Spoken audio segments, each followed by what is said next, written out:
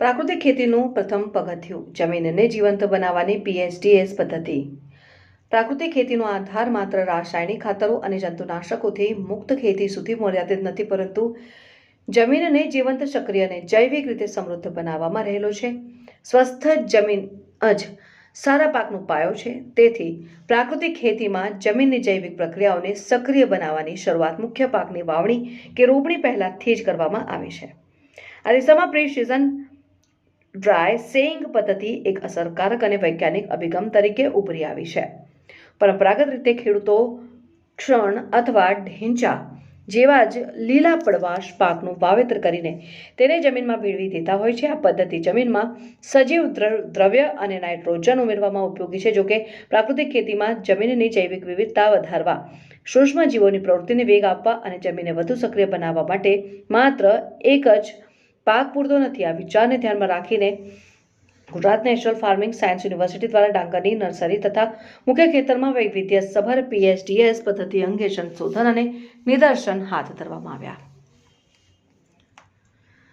બીજનું broadcasting કર્યા બાદ હળવું પિયત કરવામાં આવે છે. ભેજ મળતા જ વિવિધ પાકોના બીજની સાથે જમીનમાં રહેલા નીંદણના બીજ પણ અંકુરિત થાય છે. આ પ્રક્રિયાથી જમીનમાં રહેલા વિવિધ લાભદાયક સૂક્ષ્મજીવો પણ સક્રિય બનવા લાગે છે. આશરે 18 થી 21 દિવસમાં ખેતરમાં નોંધપાત્ર લીલો જૈવિક જથ્થો તૈયાર થઈ જાય છે અને આ દરમિયાન વિવિધ પાકોના મૂળ જમીનના અલગ અલગ સ્તરોમાં વિકાસ પામી જમીનની રચનામાં સુધારો કરે છે અને હવાના અવરજવરને સરળ બનાવે છે અને સૂક્ષ્મજીવો માટે અનુકૂળ વાતાવરણ ઊભું કરે છે.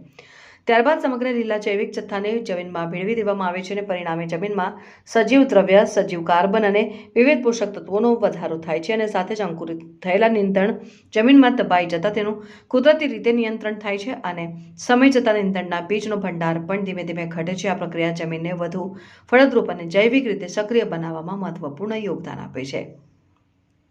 સંશોધનો દર્શાવે છે કે પીએચડીએસ દરમિયાન વિવિધ પાકોના અંકુરણ અને મૂળના પ્રારંભિક વિકાસથી રાઇઝોસ્ફિયર વિસ્તારમાં જૈવ રાસાયણિક સંકેતો અને મૂળ સ્ત્રાવ ઉત્પન્ન થાય છે અને સંકેતો જમીનમાં રહેલા વિવિધ લાભદાયક સૂક્ષ્મજીવોને વધુ સક્રિય બનાવે છે. બીજી તરફ સુષુપ્ત અવસ્થામાં રહેલા નીંદણના બીજ કેટલાક રોગકારક ફૂગના બીજાણુઓ તેમજ જીવાતોની નિષ્ક્રિય અવસ્થાઓ પણ અનુકૂળ પરિસ્થિતિ મળતા સક્રિય થવા લાગે છે. પાટવી ગુજરાતી ન્યૂઝ, રાજુ.